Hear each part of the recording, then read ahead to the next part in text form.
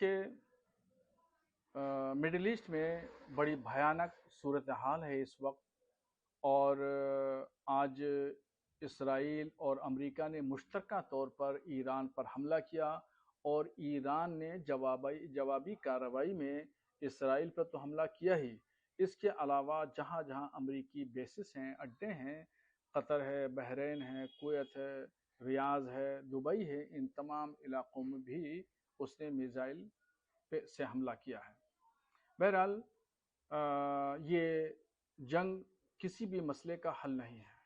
मसले का हल बातचीत है, और बातचीत के ज़रिए भी ही मसले को हल किया जाना चाहिए। बड़े से बड़े मसाइल, बड़े से बड़े मामला, विवाद, तनाज़े बातचीत की टेबल पर आकर के हल होते हैं। मगर अमेरिका अपनी दादागिरी और पूरी दुनिया में अपनी आतंकी कार्रवाई की वजह से वो ये चाहता है कि जितनी भी दुनिया के ममालिक हैं वो मेरे मातहत रहें, मेरे गुलाम रहें। मगर ईरान ने न झुक करके उसने अमेरिका का गुरूर और इसराइल का घमंड तोड़ दिया है। एक गरीब मुल्क ने जो जवाबी कार्रवाई की है उससे अमेरिका तिलमिलाया हुआ है। इसराइल के अंदर बौखलाहट है, जिसकी वजह से वो चाहते हैं कि ईरान में तख्ता पलट हो जाए, मगर ऐसा मुमकिन नहीं है। बहरहाल, मैं भारत के प्रधानमंत्री नरेंद्र मोदी जी से कहूँगा कि उनके अमेरिका, इसराइल का भी उन्होंने दौरा किया, नेतन्याहू और ईरान, इन सब से उनके अच्छे ताल्लुकात हैं, अच्छे रिश्ते हैं। उन रिश्तों की बुनियाद पर वो मध्यस्थता करें और इस जंग को रुकवाएं।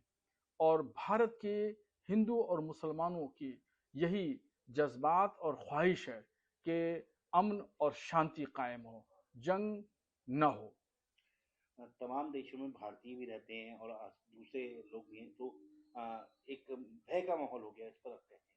देखिए, भारत के लोग बाहर की दुनिया में और ख़ास तौर पर अरब ममालिक में बड़ी तादाद में रहते हैं।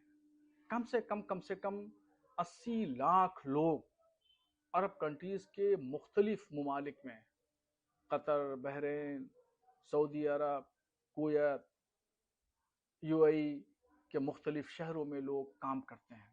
बिल्डिंग कंस्ट्रक्शन का काम करते हैं, रियल एस्टेट में काम करते हैं, बड़ी बड़ी कंपनियों से लेकर के नीचे लोअर लेबर तक, मजदूरी तक भारतीय लोगों की तादाद वहाँ पर लाखों में है। और इस सूरत हाल से भारत जूझ रहा है, और जिन जिन बच्चों के माँ बाप भारत में हैं और उनके बच्चे वहाँ बाहर काम कर रहे हैं, उनकी कैफियत आज जब से उनको पता चला कि हमला हो गया है तो बेचैनी बढ़ गई है। वालिदैन के दिल से पूछिए, उनके दर्द और कर्ब को पूछिए, समझिए कि किस तरीके से वो बेचैनी उनके ऊपर गुजर रही है।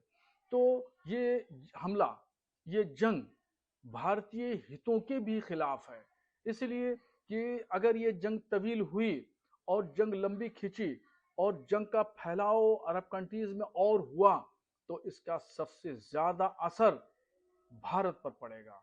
इसलिए प्रधानमंत्री मोदी जी को चाहिए कि वो भारतीयों के हितों को ध्यान रखते हुए, उनकी रक्षा सुरक्षा को ध्यान रखते हुए लोगों से, तमाम कंट्रीज के तीनों लोगों से बात करें, मध्यस्थता करें और जंग को रुकवाने में पहल करें।